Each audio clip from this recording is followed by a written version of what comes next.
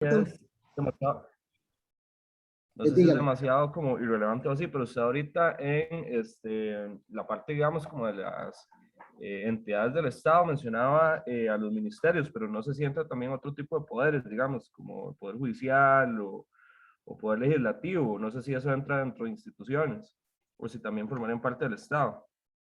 Forman parte del Estado. Digamos, yo los vi en forma general, sí, no lo mencioné, tiene toda la razón. Entraría dentro del Estado los tres poderes del Estado. Tiene toda la razón. Listo, gracias. Perfecto. Entonces tenemos sociedades en comanditas. La sociedad en comandita básicamente va a tener una razón social con el nombre del apellido de los socios comanditados e indicar qué sociedad en comandita. Este tipo de sociedades incluso se crean precisamente en Edad Media cuando comienzan por ejemplo, los españoles vienen a América, entonces una persona que tiene capital encomienda a un administrador para que vele por los negocios que tiene, por ejemplo, en América. Entonces ahí comienza a verse esta figura de sociedad en comandita. El que tiene el capital encomienda a otro la administración en otro lugar. Entonces la sociedad, aunque ya deja de ser propiamente esto y esa figura se podría seguir aplicando, básicamente que va a tener dos tipos de socios. Un socio que es el comanditario, que es el que aporta el capital para la realización del negocio, y va a tener socios comanditados o gestores, que son los que tienen la representación y administración del negocio.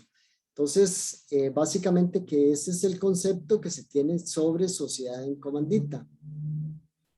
Por otro lado, tenemos sociedades de responsabilidad limitada. Estas sociedades van a ser por cuotas nominativas. Estas cuotas están a nombre de una persona, no se transfieren por endoso. Se denominan por el objeto del negocio o por el nombre de los socios. Puede llevar el apellido de un socio diciendo que es de responsabilidad limitada, o el objeto del negocio que está tratando. Entonces, cada uno de los socios solo responde por las cuotas que aportó y esas cuotas no son transferibles. O sea, no las puede vender un socio a otra persona para transferir su participación. Por otro lado, tendríamos las sociedades anónimas. Este tipo de sociedades actúan de forma anónima porque lo que representan son acciones. Cuando hablamos anónimamente quiere decir, digamos que los socios no se presentan ante el público, pero sí deben ser registrados y sí se debe saber quiénes son. En algunas ocasiones, por alguna naturaleza de la misma actividad que realicen, pues deben publicar los nombres de quienes tienen cada una de las acciones.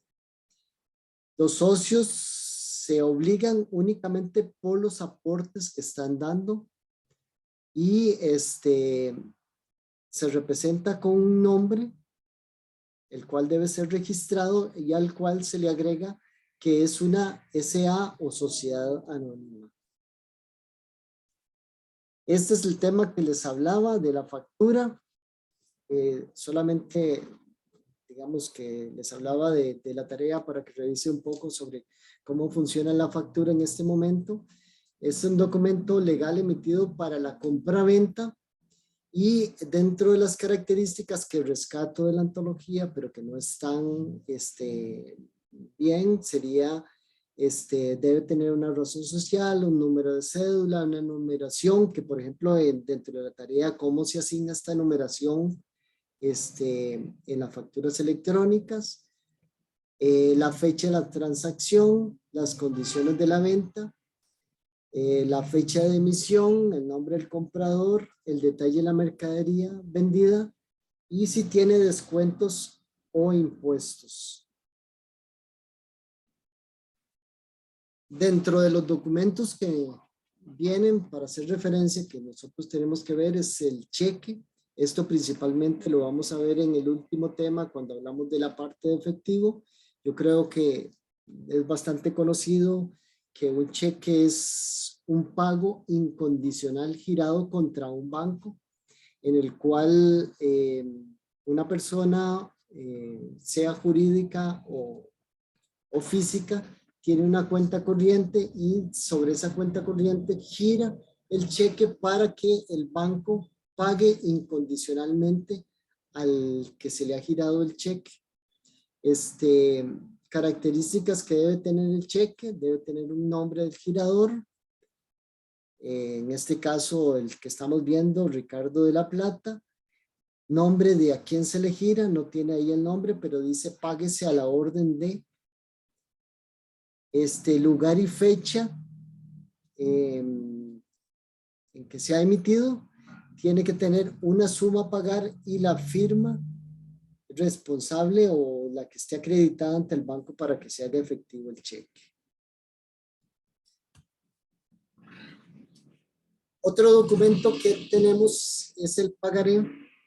El pagaré es una promesa incondicional de pago de una cierta cantidad de dinero en un determinado plazo.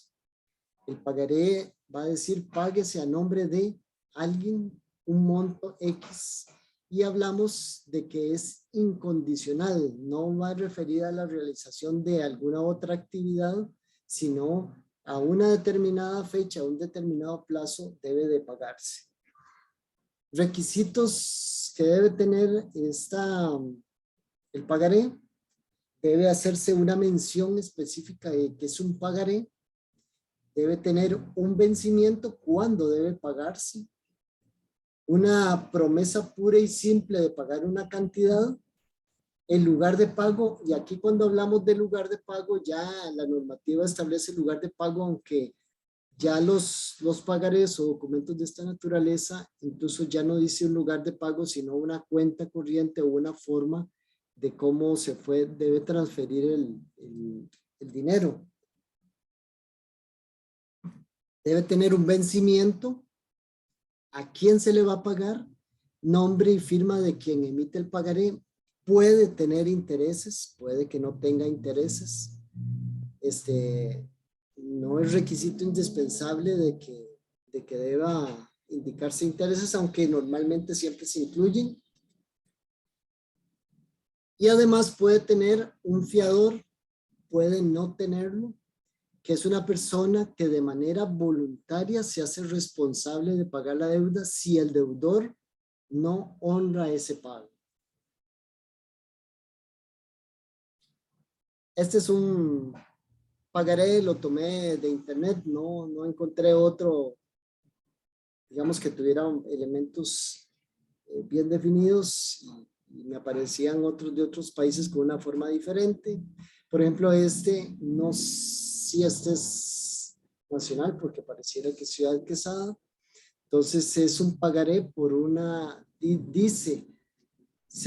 una referencia de que es un pagaré, hay una referencia de que es un monto, quién se compromete, las calidades de la persona que se está comprometiendo, y las calidades precisamente lo que vienen a determinar es con un poquito más de certeza quién es la persona que se está haciendo responsable, con un número de cédula de identidad, a quién se le va a pagar incondicionalmente, la cédula jurídica de a quién se le va a pagar, el monto en letras, el plazo en el cual se debe pagar y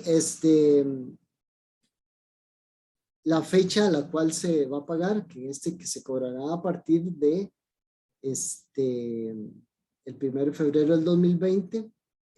Aquí, por ejemplo, se incluye una cuenta corriente en la cual debe depositarse el dinero, y viene características propias de los intereses de este arriendo, que en este caso el fin que dio el pagaré es un arriendo pareciera de dinero, el porcentaje mensual sobre los saldos vencidos, en este caso lo que se está cobrando en punto B más bien son intereses de mora, entonces son las formas y características que se establecieron para el pago de este pagaré. Entonces, trae una fecha del pagaré y una firma del deudor donde se compromete a ese pago. Otro documento que tenemos por ahí es la letra de cambio. Ay, perdón.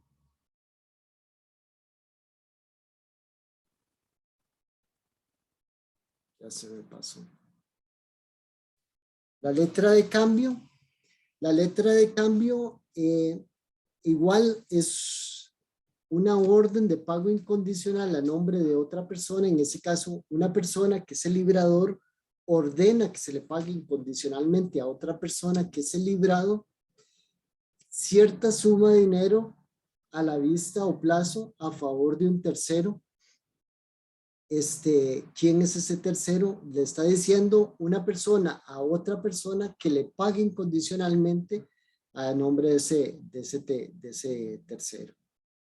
Entonces, igual tiene algunos aspectos que debes de tener, la fecha cuando se expide, a nombre de quién es el que lo emite, a nombre de quién se le va a pagar y la firma de la persona que se compromete a hacer ese pago.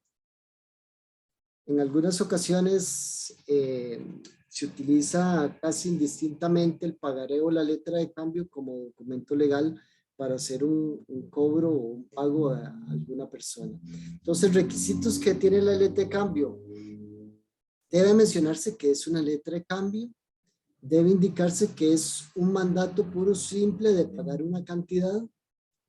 El nombre de la persona que ha de ser pagado, el librado, el vencimiento, el lugar de pago, la fecha y lugar donde se libra o donde se emite el documento y el nombre y firma de quien emite el documento, o sea, el librador. Ahora, aspectos que debemos empezar a ver dentro de esta parte de la contabilidad y es lo que es una nota de débito y una nota de crédito. En primer lugar, vamos a ver la nota de crédito. Cuando existe una relación de alguna naturaleza comercial o contractual entre dos personas, en algún momento una de las partes puede emitir una nota de crédito que significa una notificación a la otra persona de que hay un saldo, un monto, una cuenta a favor de esa persona. Entonces, por ejemplo, en una relación se puede decir que se utiliza, por ejemplo, cuando nosotros vamos a comprar a un depósito de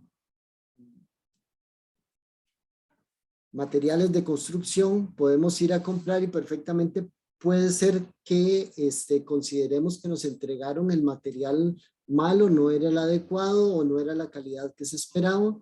Entonces nos presentamos ante el lugar comercial. Ese lugar comercial lo que hace es que revisa eso y emite una nota de crédito a favor de la persona, que puede ser esa nota de crédito la devolución del monto que pagó o bien la posibilidad de utilizar esa nota de crédito para la compra de otros bienes. Entonces, es una forma de cómo se hace. Igual puede ser, lo utiliza mucho y lo vamos a ver en el capítulo de efectivo, donde los bancos emiten notas de crédito a favor de sus clientes. ¿Qué es lo que quiere decir la nota de crédito para un banco y su cliente? Quiere decir que el banco le está diciendo que he acreditado o he aumentado o he sumado a su cuenta una cantidad de X por un motivo específico. Ese motivo específico que está pudiera ser el cobro de los intereses a una determinada persona, puede ser el depósito que hizo una determinada persona a su cuenta, entonces le está comunicando que le hemos acreditado a su cuenta un monto X por un motivo específico. Entonces, ¿dónde se da mucho esto? Bueno, en una relación comprador-vendedor, en el cual el vendedor puede emitir una nota de crédito a favor del comprador por determinadas circunstancias. Puede ser, por ejemplo, que le haya cobrado un monto mayor de lo que debía, entonces rectifica lo que le está cobrando y le dice, hemos acreditado su cuenta, que puede ser a la cuenta que tiene que por pagar o a favor de esa persona para que lo retire o para que lo cambie por mercadería, un monto X que sería la nota de crédito. Por otra parte, tenemos la nota de débito que sería al contrario. En lugar de estarle acreditando su cuenta, más bien le están rebajando o aumentando una deuda que tiene un determinado cliente. Por ejemplo, el caso de los bancos, cuando le cobra intereses y son rebajados de la cuenta corriente. También puede ser que el banco le esté cobrando por servicios bancarios que le ha brindado. Por ejemplo, va y pide una chequera o va y pide una tarjeta, entonces emite una nota de débito indicándole que le ha rebajado de su cuenta un monto X por ese servicio brindado. Igualmente, en una relación comercial como la que nosotros estamos, puede ser que un producto pudiera cobrarse un monto X menor al que debía cobrarse. Entonces, la nota de débito quiere decir que le estamos emitiendo un documento en el cual la persona o el cliente estaría en ese caso debiendo un monto mayor de lo que está, de lo que se le había cobrado en su momento. Otro documento que vemos, perdón, dentro de la relación comercial se da también lo que es prendar un bien. En el caso de la prenda es un documento en el cual le imponen un gravamen sobre un bien mueble a fin de garantizar una obligación. Esto normalmente, y lo podemos ver en el caso, por ejemplo, cuando se compra un vehículo, entonces automáticamente el vehículo se compra a crédito. Al comprarse a crédito, la persona o la empresa que está vendiendo el vehículo prende el vehículo para que si por X, Y o Z motivos la persona no paga, entonces el vehículo automáticamente puede ser servir de medio de pago para la deuda que se tiene, o perfectamente puede incautar ese bien haciendo las diligencias necesarias. Entonces, la prenda se da para bienes bienes muebles por una deuda específica que se pueda tener. Por otro lado, tenemos la hipoteca. En el caso de la hipoteca viene siendo lo mismo. La única diferencia que tenemos en la hipoteca es que el bien es inmueble. Puede ser un edificio, puede ser un terreno, puede ser las dos cosas. En la hipoteca normalmente siempre estos bienes son de un valor considerable. Entonces, un dueño puede hipotecar el bien en realizando varias hipotecas en primero, segundo, tercer grado. En primer grado, la hipoteca es el que en primera instancia tiene derecho sobre ese bien en caso de que se ejecute. En segundo grado es la segunda persona que tendría derecho sobre ese bien. Entonces, una empresa o una persona que tenga un derecho sobre un bien no podría ejecutarlo si está en segundo grado, si antes no se toma en cuenta el derecho que tiene el de primer grado. Entonces, para que una empresa en segundo grado pueda ejercer derechos sobre un bien, tiene que contemplar siempre primero el derecho del primer grado que existe, y así sucesivamente conforme tenga diferentes grados. Normalmente estas hipotecas son plazos largos, entonces en la parte de contabilidad nosotros iríamos a registrar esa deuda a largo plazo, los abonos inmediatos que tenga que hacer o las amortizaciones que tenga que hacer en el corto plazo. Para efectos de la contabilidad nosotros estaríamos registrándolo dentro del corto plazo. Si hacemos una separación, como debemos hacer, de que las deudas deben de tener de largo y de corto plazo. Profe, ¿podría explicarle de nuevo lo de los grados? Ok. Pero no entendí lo de los grados. Sí, claro. Los grados, vamos a poner este ejemplo. Nosotros tenemos un terreno. El terreno vale 100 millones de colones y esta persona se va a un banco y pide que le den un préstamo. El banco le exige una garantía real. La garantía real es un bien que responda sobre la deuda que está pidiendo. Entonces, va a un banco y pide 10 millones de colones, pero el terreno vale 100 millones. Entonces el banco dice, no, el terreno tiene suficiente valor y respalda los 10 millones que yo le voy a prestar, se firma, le entrega el dinero. Posteriormente, ese dueño del terreno puede ir a pedir otros 10 millones de colones a otro banco.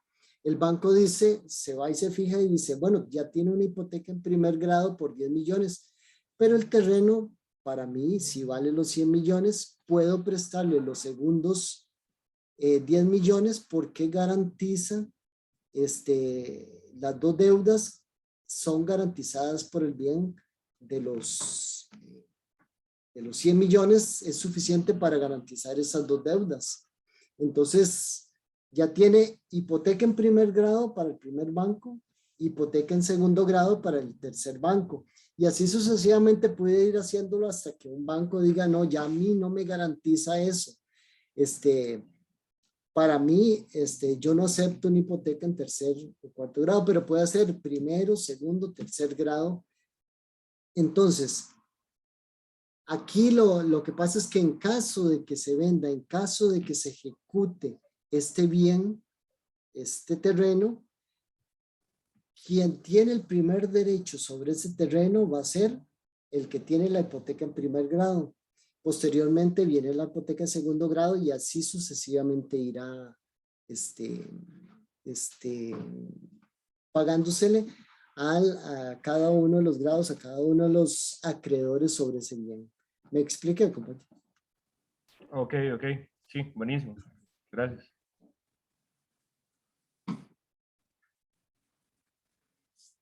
Otro documento que tenemos por ahí es el bono. El bono es un medio de captación de dinero del público o de inversionistas. O sea, los bonos son documentos que emite una entidad, los ponen en circulación para que inversionistas los compren, inviertan sobre el bono, se les entrega un documento, en ese documento dice las condiciones sobre las cuales se está comprando ese bono, y esas compras, lo que nosotros vamos a hacer es a tener un derecho de exigir un dinero, una suma de dinero a un vencimiento que está establecido, a una tasa de interés que está establecida. Entonces, normalmente esto lo emiten empresas o bancos para financiar una actividad específica. En el caso de Costa Rica, los bonos, certificados y todos esos documentos son regulados por la Superintendencia General de Valores. Autoriza la emisión de estos títulos valores de los títulos, valores y fondos de inversión que puedan generar. Entonces, no cualquiera puede ir al mercado a extender bonos sin previo una autorización por parte de la Superintendencia General de Valores. Por otro lado, tenemos certificados de depósito a plazo que viene siendo particularmente igual. Lo único que los certificados de depósito a plazo lo extienden los bancos comerciales del país y es una forma de ahorro que tienen, y ahorro y canalización de recursos que tienen los bancos y los inversionistas para transferirlo a determinado proyecto o persona que pueda estarlo necesitando. Entonces, la diferencia entre uno y otro es que este depósito a plazo solo lo emiten los bancos comerciales. Otro documento que tenemos por ahí que son de ventas, y en este caso como títulos, valores, son las acciones. Las acciones son los derechos de participación que tiene una persona o una entidad sobre una determinada empresa. Cuando hablábamos de sociedades anónimas, hablábamos de que las sociedades anónimas son participaciones que tienen inversionistas en una empresa. Entonces, ¿cómo se da cuenta cuánto tiene cada uno de estos inversionistas? Por medio de las acciones. Entonces, ¿cómo dividimos las acciones? Tenemos de dos tipos. Una empresa puede poner en circulación sus acciones. Hay una diferencia aquí. La empresa emite las acciones para captar dinero, al igual que existe un bono y al igual que existe un certificado. ¿Cuál es la diferencia? Que el bono y el certificado es una obligación a pagar. Las acciones vienen siendo un derecho de participación de una persona sobre los activos de la empresa, o sea, sobre la empresa misma. Entonces tenemos que las acciones tenemos de dos tipos: acciones comunes u ordinarias. Las acciones comunes o ordinarias son aquellos en donde la persona tiene una participación sobre una empresa. Por ejemplo, yo puedo comprar acciones de la Florida y tengo participación sobre esa empresa. Si es común o ordinaria, yo puedo participar de la asamblea de accionistas y tomar decisiones para esa empresa. Entonces, en el momento en que se hagan asambleas de accionistas, yo puedo participar de eso, puedo tomar, y la participación se hará por distribuciones de dividendos que haga la empresa en su momento. Por otro lado, existen acciones preferentes o preferidas, que igual sigue siendo una participación. ¿Cuál es la diferencia? Que las acciones preferentes siempre van a tener un porcentaje de rendimiento independientemente de si la empresa tuvo o no utilidades. Entonces, ¿cuál es la otra diferencia? Que estas acciones preferentes, si bien tienen una participación, no puede ser parte de la asamblea de accionistas. O sea, no puede tomar decisiones, solo su derecho es sobre un monto X en determinado momento o anualmente, de acuerdo a lo que se haya establecido para esas acciones preferentes. Perfectamente, unas acciones preferentes pueden convertirse en acciones comunes si así lo decide la asamblea de socios. Entonces puede ser que las acciones preferentes pasen a ser acciones comunes si así se determina. Las acciones comunes son nominativas, son a nombre de alguien. Ese alguien es el dueño de esas acciones. Y las acciones preferentes dan un privilegio respecto al pago de dividendos. Primero se pagan los dividendos de las preferentes, y si alcanza, diga, para hacer la repartición de los dividendos, si alcanza, pues le tocaría las acciones comunes, y sobre lo que reste es lo que se puede dividir en los accionistas comunes.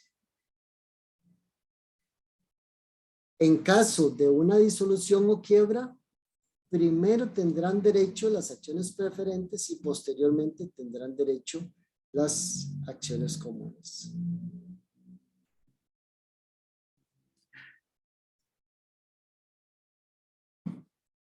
Ahora ya entramos propiamente, esos son documentos que vienen dentro de la antología y que hay que revisarlos, hay que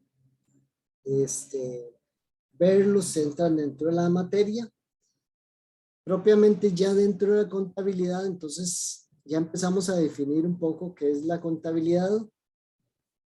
Hablamos de que la contabilidad es una técnica utilizada para producir sistemática y estructuradamente información. Bueno, cuando hablamos de un sistema, hablamos de elementos con interacción y que son interdependientes, están unidos esos diferentes elementos. Entonces, dentro de la contabilidad van a estar unidos estos elementos de una forma estructurada. ¿Qué quiere decir? Que todo el grupo de elementos conforman lo que es la contabilidad. Y las partes van a conformar, todas las partes que vamos a hablar van a conformar la totalidad de la contabilidad. Entonces, información cuantitativa. ¿Qué quiere decir? Que vamos a expresarla en unidades monetarias, en colones para nuestro caso. Las transacciones que realizamos. ¿Cuáles son las transacciones? Eventos de comercio, compra, venta que podamos hacer, intercambios, negociaciones que podamos hacer que tengan un valor económico. Y de ciertos eventos económicos identificables y cuantificables. No necesariamente todos los eventos que registramos van a ser necesariamente transacciones.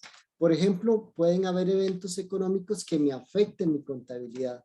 Si nosotros tenemos, por ejemplo, ahora que ha estado subiendo el dólar, podemos tener inversiones en dólares, podemos tener deudas en dólares, podemos tener cuenta corriente en dólares. Ahora que está subiendo el dólar, si nosotros tenemos activos en dólares, el valor en colones se va a ver aumentado. ¿Por qué? Por un efecto que se está dando en la economía. Pero perfectamente puede ser lo contrario. Más bien estemos debiendo, tengamos una deuda en dólares y ¿qué es lo que se nos está convirtiendo? En una deuda mayor vía al efecto que está teniendo el aumento del tipo de cambio en economía. Entonces, ¿para qué nos sirve toda esta información? Para la toma de decisiones en cuanto a la relación con dicha entidad económica. Entonces, la persona que esté relacionada con la empresa podrá determinar el efecto que están dando los movimientos para tomar decisiones. Por ejemplo, un accionista puede tomar la decisión de vender sus acciones. ¿Por qué? Porque la empresa está teniendo pérdidas. O perfectamente puede saber que tiene una potencialidad a futuro y por el contrario, más bien quiera tener mayor cantidad de acciones porque sabe que a futuro puede darle un rendimiento mayor.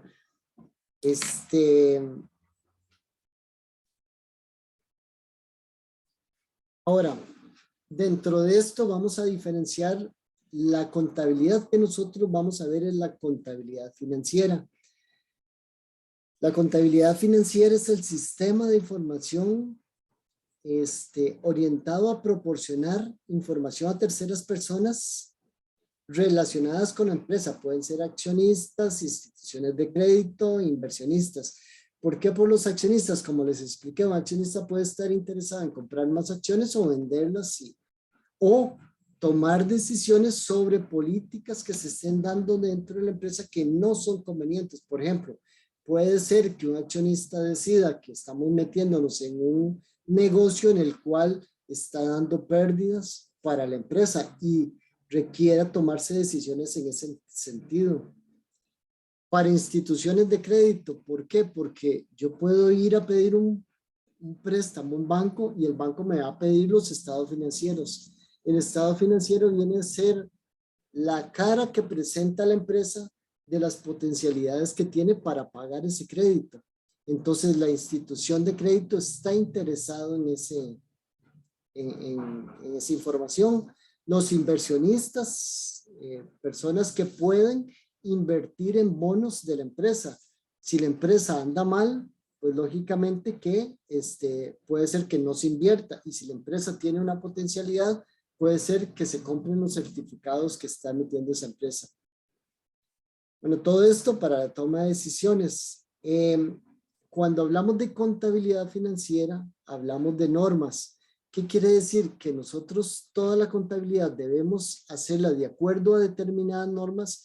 ¿Para qué? Para que todos los actores que están involucrados sepan cuáles son las reglas y que están estandarizadas, y previamente puedan saber cómo se hicieron esos estados financieros y puedan tener la certeza de que fueron emitidos de una forma que me garantice poder tomar decisiones sobre eso. Por otro lado, tenemos contabilidad administrativa de costos o gerencial.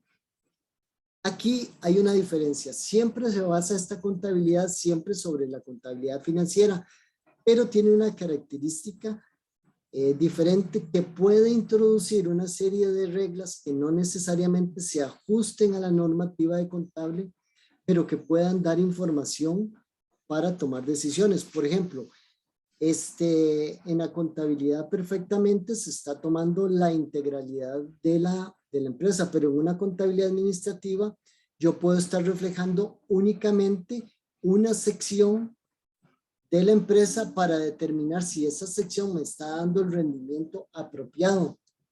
Incluso, por ejemplo, y aquí les cuento de una empresa que se dedicaba a la venta de quesos y productos lácteos, en el cual uno de sus productos estaba dando, no estaba generando utilidad, prácticamente que estaba produciendo únicamente para mantenerse. Pero al momento de hacer los análisis se dieron cuenta que ese producto, si bien no estaba dando utilidad, estaba aportando a la determinación de los costos fijos, y llamamos determinación de los costos fijos aquellos costos que en el corto plazo la empresa no puede quitarse de encima. Por ejemplo, el edificio, la depreciación, costos administrativos, no puede decir ya no los pago, no, están ahí, pero puede ser, en este caso que les estoy hablando, que el producto, aunque no genera utilidad, aporta a mantener esos costos fijos. Entonces, en este hecho que les estoy hablando, si el producto se saca, dejaría de aportar a los costos fijos, y esos costos fijos se verían incrementados en los otros productos. Entonces, más bien la empresa no va a tener utilidad, pero sí va a tener una pérdida mayor de lo que podría generar. ¿Por qué? Porque la contabilidad les está diciendo que no, el producto no le está generando utilidad, pero sí le está aportando a mantener lo que es costos fijos de la empresa. Entonces, esta contabilidad administrativa toma la información, pero la presenta o la puede presentar con una serie de factores diferentes. Y también tenemos una contabilidad fiscal. La contabilidad fiscal, en este caso, estamos hablando de aquella contabilidad que la empresa debe presentar al Estado. ¿Y por qué es diferente la contabilidad fiscal? Porque hay ciertos elementos que pueden o no pueden aceptarse por parte de la tributación directa. Por ejemplo, pongo ejemplos así particulares dentro del la ley de impuestos sobre la renta determina que todos los gastos asociados con personas con discapacidad, por ejemplo, la contratación, pueden rebajarse de forma doble para efecto de asignación de gastos. ¿Qué quiere decir esto? Que una empresa que pague salarios a una persona con discapacidad puede rebajarlos dobles dentro de su contabilidad fiscal, pero en la contabilidad financiera solamente lo va a rebajar una vez. Cuando presente la contabilidad fiscal va a aplicar doble gasto sobre eso. Igualmente puede ser cierto tipo de gastos que no sean permitidos, por el contrario, por Hacienda. Por ejemplo, cierto tipo de intereses que se le pagan sobre préstamos a socios de la misma empresa. Entonces, aunque contablemente deban registrarse y sucedieron, fiscalmente tributación no se los va a aceptar, entonces deben rebajarse. Entonces ahí es donde existe una diferencia en lo que es esa contabilidad fiscal.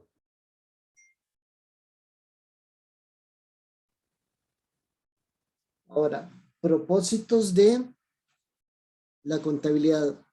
Vamos a hablar de que la contabilidad tenemos que registrar, clasificar y resumir las operaciones del negocio. Primer propósito que tiene. Registrar es registrar las transacciones que se vengan sucediendo, clasificarlas, ponerlas, todas las transacciones en partidas similares para que vayan acumulando y resumirlas, hacer estados financieros para presentar esa información. Esto, el registro, clasificación y resumen de las operaciones durante un determinado periodo es lo que le llamamos un ciclo contable. Registramos, clasificamos y resumimos, presentamos la información del negocio. Perdón. El otro propósito de la contabilidad, ¿para qué lo hacemos? Para salvaguardar el activo o el patrimonio de los dueños. Si nosotros no lo tuviéramos registrado, podría ser que ciertos activos pudieran desaparecer o tener pérdidas suficientes que hicieran perder los derechos de los socios sobre los bienes. Pongo un ejemplo, por ejemplo, pudiéramos tener que tenemos registrados 25 vehículos para la empresa y si nosotros no los tuviéramos registrados y clasificados y controlados, perfectamente se desaparece uno de los vehículos y no tenemos forma de saber, digamos, qué se hizo. Entonces, precisamente es uno de los propósitos que tiene la contabilidad. Y el otro es controlar las operaciones. Saber qué es lo que tenemos, qué es lo que debemos y cuánto es el derecho que tienen los accionistas sobre esa empresa. Para llevar la contabilidad, nacionalmente se llevan libros legales, inventarios y balances donde se registran libro de diario, libro mayor y libro de actas donde se registran las decisiones que toma la empresa. Ok, entonces entramos en un aspecto que llamamos la ecuación contable. Diríamos que nuestro activo, o sea, los derechos que tiene la empresa sobre determinados bienes o los bienes que tiene una empresa menos el pasivo, o sea, lo que debe, va a ser igual al patrimonio. O sea, lo que tengo menos lo que debo va a ser mi derecho o mi patrimonio. Dándole vuelta a esto y poniéndolo desde el punto de vista de las fuentes de financiamiento, diríamos que el activo, lo que tengo, va a ser igual a lo que debo más el patrimonio. O sea, aquí estaría diciendo todos mis derechos por la fuente donde se obtuvieron, ya sean por medio de un pasivo o por medio del aporte de los socios o lo que ha generado a través del tiempo la empresa, va a ser mi activo. Hasta aquí vamos bien. Sí, profe. Ok. Entonces tenemos la ecuación contable, en este caso el activo. Diríamos, el activo es un recurso económico presente. ¿Qué quiere decir presente? Que en este momento lo tenemos y que es controlado. Y aquí es importante, ¿por qué es controlado? Pues precisamente porque puede darse el caso que haya algo que nosotros no podemos controlar.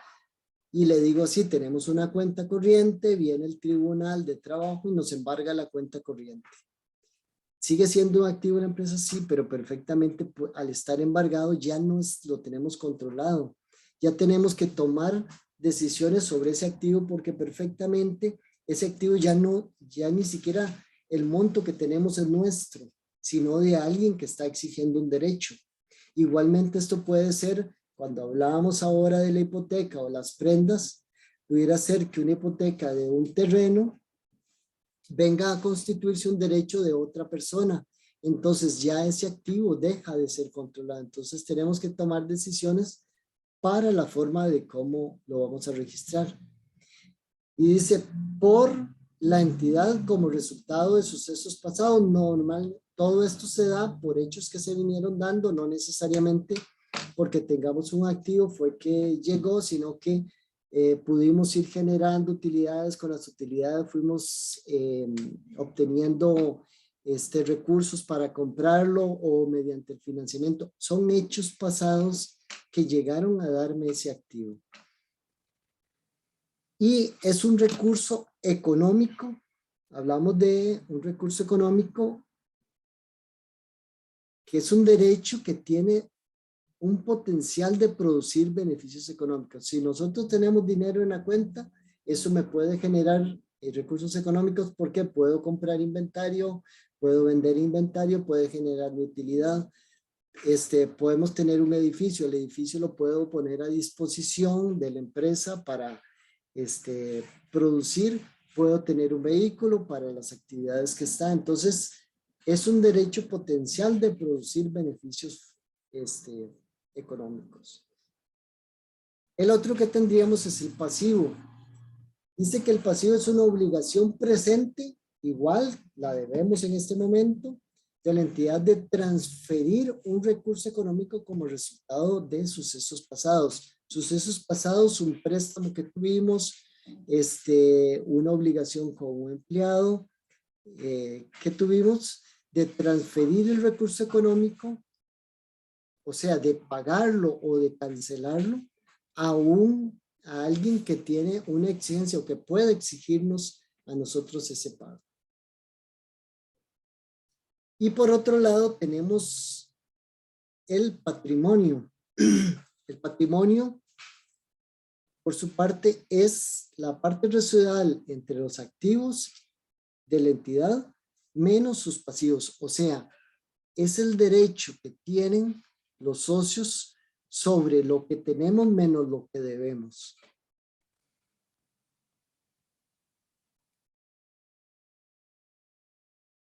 Entonces, en esto tendríamos que el activo van a ser bienes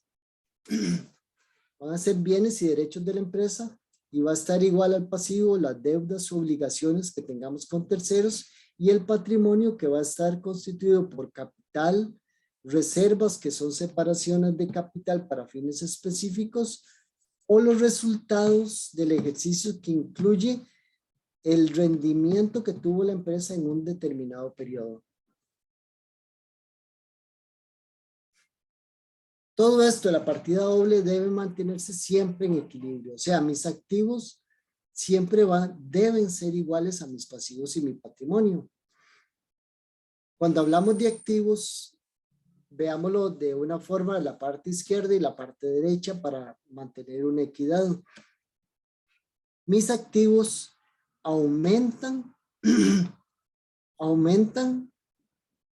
si me aumenta el activo, o sea, mi parte izquierda o mis débitos, mis cargos, si aumenta, debe haber algo que me equilibre en esa balanza. Entonces, si yo aumento un activo, se debe a varias cosas, se puede ver varias cosas. Se puede deber a una disminución de otro activo para que se mantenga en equilibrio o a un aumento de un pasivo o patrimonio para que se mantenga el equilibrio. O sea, siempre debo mantener ese equilibrio. Entonces, siempre que se haga un registro, una transacción va a tener una doble partida. ¿Qué es una doble partida? Una causa y un efecto sobre una transacción. Un aumento de un activo se va a deber a una obligación, pedir prestado para comprar el activo, o se va a deber a un aumento de patrimonio. Un socio me dio el dinero para que comprara ese activo. pero también el activo puede verse por una disminución de otro activo para que se mantenga, y veámoslo de esta forma. Ok. Entonces, la parte de los activos o la parte de, digamos que aumenta mis activos, la vamos a llamar y la vamos a referenciar siempre con el nombre de debe, de débito o cargo. Y la parte de mis pasivos y patrimonios van a aumentar como un haber, un crédito, un abono. Entonces, ¿puede un activo tener un haber, un crédito? Sí, sí puede tenerlo, pero sería una disminución del activo. ¿Puede un pasivo, el patrimonio, tener un débito, crédito? Sí, puede tenerlo, pero sería una disminución del pasivo o una disminución del patrimonio. ¿Esto está claro? Sí. Sí, profe. Sí. Ok, perfecto. Entonces, en una relación comercial que nosotros tenemos, por ejemplo, para explicar por qué un activo puede aumentar o disminuir, en una relación comercial de vendedor-comprador, en el cual hay una transferencia de un bien a través del cambio de dinero o una cuenta por cobrar. Entonces, ya viendo un poco más lo que es un asiento, un vendedor perfectamente puede aumentar su dinero o su efectivo a cambio de ¿qué? De una disminución de otro activo, un vehículo. Por su parte, el comprador va a tener un aumento también de un activo a cambio de ¿qué? De una disminución de otro activo. O sea, el comprador va a tener un vehículo por una disminución del efectivo. O sea, viene a compensar solo de la parte de los activos. Perfectamente, este vendedor,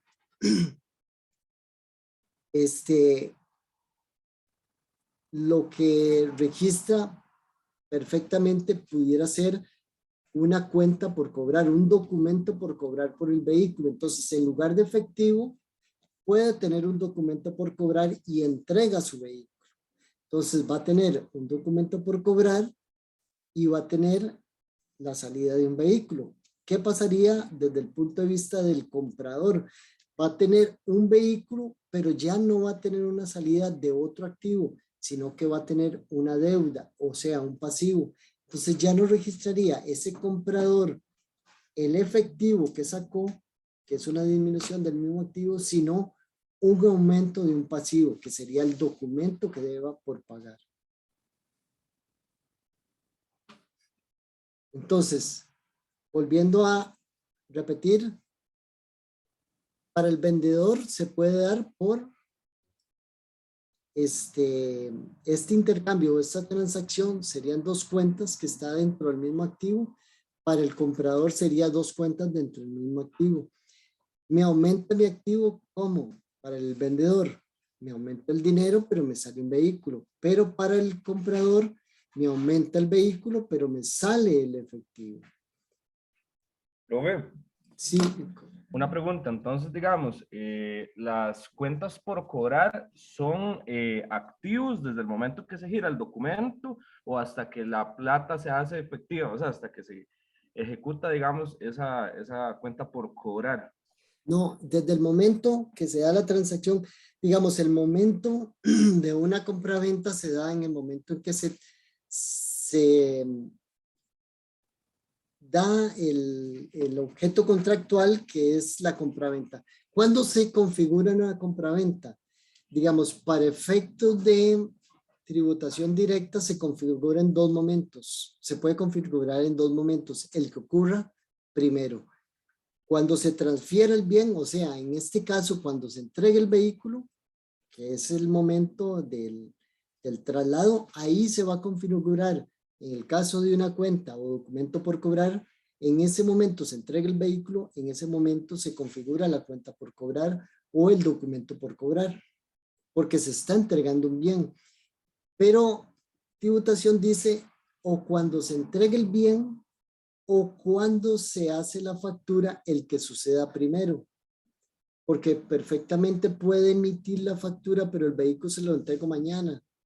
Entonces, hoy ya existe la cuenta por cobrar porque emití una factura.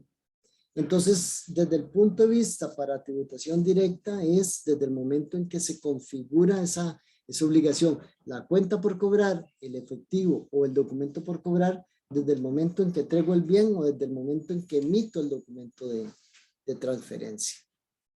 ¿Me expliqué? Pura vida, gracias. Ok, entonces hablamos de en la contabilidad de los registros. Los registros los vamos a hacer mediante asientos de diario. El asiento de diario es donde se asienta la transacción que se está dando. Siempre, todo asiento de diario. Y aquí, en este ejemplo que tengo, es el libro de diario. El libro de diario va a tener ciertas características. Va a tener una fecha, cuando se da la transacción, un código de la cuenta. ¿Y por qué le pongo código? Precisamente para no estar poniendo nombres diferentes cada vez que se presentan transacciones, siempre llamarlas de la misma forma. ¿Por qué? Porque perfectamente yo puedo ir asentando movimientos y le voy cambiando nombres y después eso se me hace una confusión.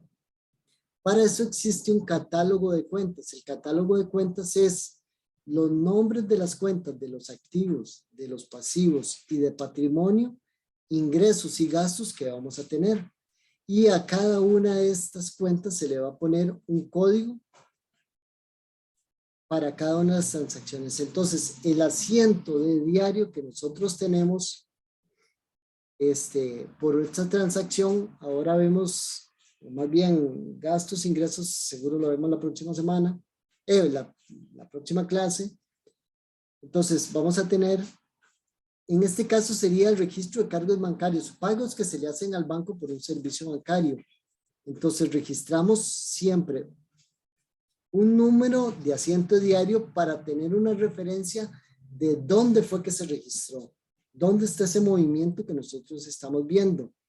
Vamos a tener un detalle, el nombre de las cuentas, un código, el nombre de la cuenta, de las cuentas y un registro, un detalle del movimiento que se vino a dar. Entonces, ¿qué vamos a registrar dentro de esto? Vamos a registrar un débito. ¿Cuánto me aumenta este servicio bancario y cuánto me disminuye bancos? Aquí, para efectos de la práctica, y vamos a referenciarnos principalmente a la cuenta bancos. Entonces, la cuenta bancos va a tener una disminución de 1,500 en esta primera transacción. Ahora, viene otra transacción, pagamos el servicio de internet, tiene otro monto, tiene un IVA por pagar, es solo el IVA por pagar, que es el impuesto al valor agregado. Esto nada más de momento tómenlo así, la próxima clase vamos a ver lo que es el IVA y cómo se registra, pero cuánto es lo que le debemos al Estado o cuánto es lo que pagamos para el Estado y cuál es la salida propiamente de la caja, porque lo pagamos en este caso de efectivo, sería 13,560 colones. Entonces, esto sería un asiento diario. Por el momento, lo único que quiero que entiendan es el registro lo hacemos por asientos de diario. Ya posteriormente estaríamos viendo un poco más detalles sobre los asientos de diario. Entonces,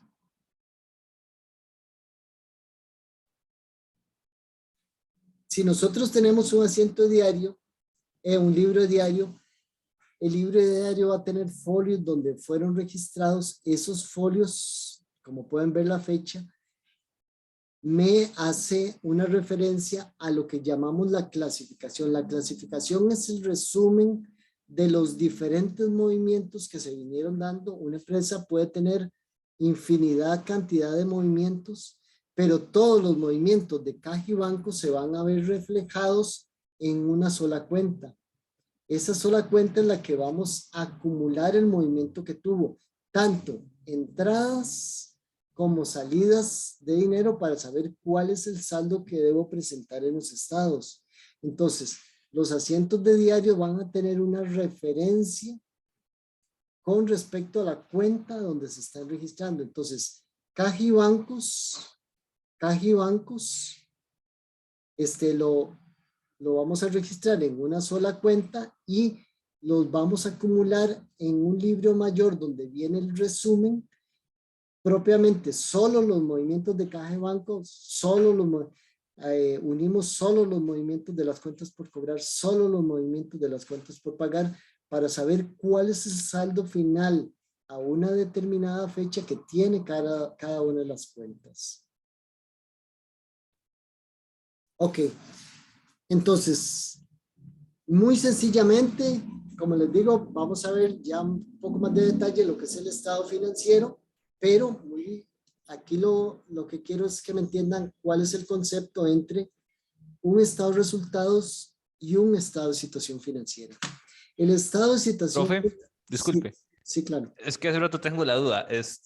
Digamos, entonces para los gastos no hace falta ponerle gastos por servicios, etcétera. Ni ingresos tampoco, ¿no? En esas cuentas. Ok. Digamos, aquí servicios bancarios, digamos, sí y no.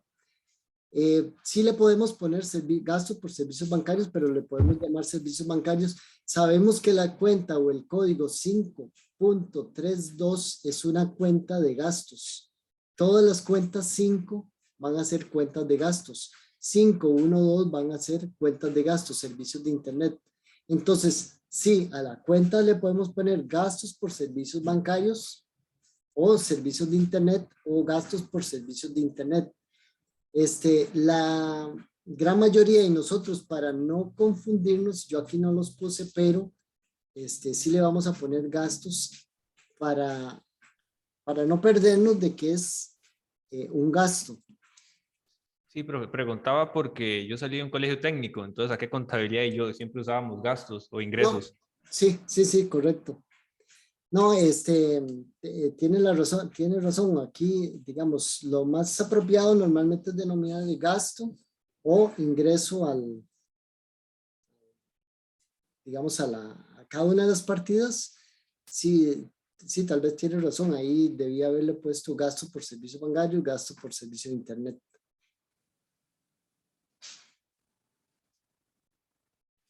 Ok.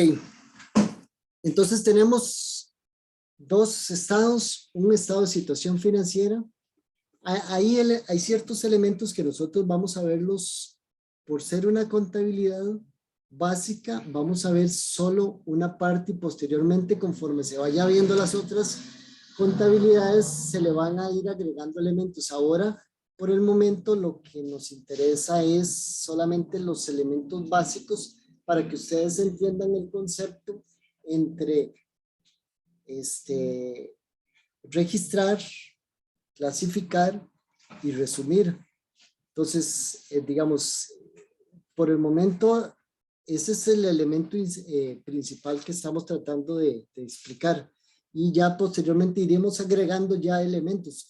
Por ejemplo, este estado de situación financiera que yo estoy poniendo acá, donde quiero referenciar lo que son los activos que van a tener un equilibrio con el pasivo del patrimonio, no presento detalles específicos de este estado. Lo que quiero llamar la atención es que mi activo va a ser igual a mi pasivo y mi patrimonio. ¿Qué elementos debe tener un estado? Vamos a verlo con más detalle, pero debe tener el nombre de la empresa para referenciar de qué entidad es la que estamos haciendo. Vamos a tener un estado de situación, un nombre. El nombre es estado de situación financiera y esto es a una determinada fecha. Siempre a esto se le agrega que esto va a ser en colones o en miles de colones si las sumas son muy importantes. Entonces, el activo que nosotros tenemos, el efectivo, las inversiones, el inventario, cuentas por cobrar, documentos por cobrar, gastos pagados por anticipado, todas las cuentas de propiedad, planta y equipo, los intangibles van a ser mis activos. O sea, derechos que tiene la empresa sobre un determinado bien o algunas veces bienes tangibles o intangibles. Por ejemplo, aquí puede ser dentro de mis activos que yo tenga registrado un derecho de marca, un invento. Entonces ese invento yo lo tengo registrado dentro de mis activos.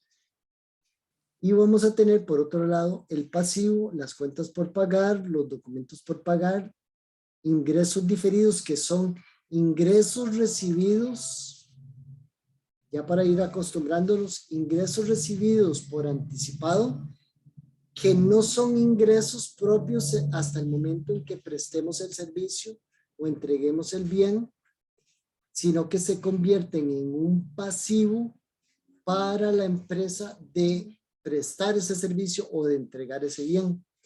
Y por otra parte, tendremos un patrimonio y aquí vamos a poner acciones, normalmente le denominamos capital social, pero lo que quiero que entiendas es que este patrimonio se conforman de lo que es las acciones o el capital social, puede tener un superávit, pero el punto relevante aquí que quiero, bueno, reservas que son separaciones de mis utilidades para fines específicos, pero el punto donde voy aquí es las utilidades acumuladas. Las utilidades acumuladas va a ser el rendimiento que ha tenido la empresa a través de toda su historia vía sus ingresos y sus gastos. Si nosotros tenemos dentro del estado de resultados financieros ingresos mayores a los gastos, mis utilidades acumuladas se van a ver aumentadas. ¿Qué quiere decir esto?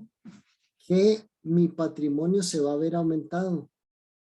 Entonces, por ejemplo, para mantener un equilibrio, nosotros podemos tener ingresos de efectivo vía registro de ingresos por venta de bienes y servicios, o más bien llamémosle entradas de efectivo versus ingresos por ventas de bienes y servicios. Entonces, el punto aquí es que las utilidades acumuladas se van a ver incrementadas vía el efecto mayor de mis ingresos que mis gastos. Ahora bien, si mis gastos son mayores que mis ingresos en un determinado tiempo, por el contrario, puede presentarse pérdidas acumuladas o pueden presentarse disminución de mis utilidades acumuladas. Entonces, ¿dónde registramos este efecto, este rendimiento de la empresa? En un estado que se llama estado de resultados integral. Este estado de resultados integral, como le digo, vamos a verlo en la próxima clase, pero va a estar por efecto de una relación de gastos con mis ingresos. En este estado lo separo en dos partes. Los ingresos me aumentan en mis créditos. ¿Por qué? Porque el ingreso me va a aumentar mi patrimonio y mis gastos por su parte va a ser un débitos. ¿Por qué? Porque disminuye mi patrimonio, disminuyen mis utilidades. Entonces, esto se hace por un determinado tiempo. El estado de resultados se va a separar en periodos de tiempo para que sean comparables. Normalmente y siempre es efecto un año para comparar un año con respecto al otro en cuanto al resultado que tengamos, en cuanto al rendimiento que tuvo una empresa en un determinado periodo. ¿Esto quedó claro? Sí, profe, súper claro. Okay. Vamos a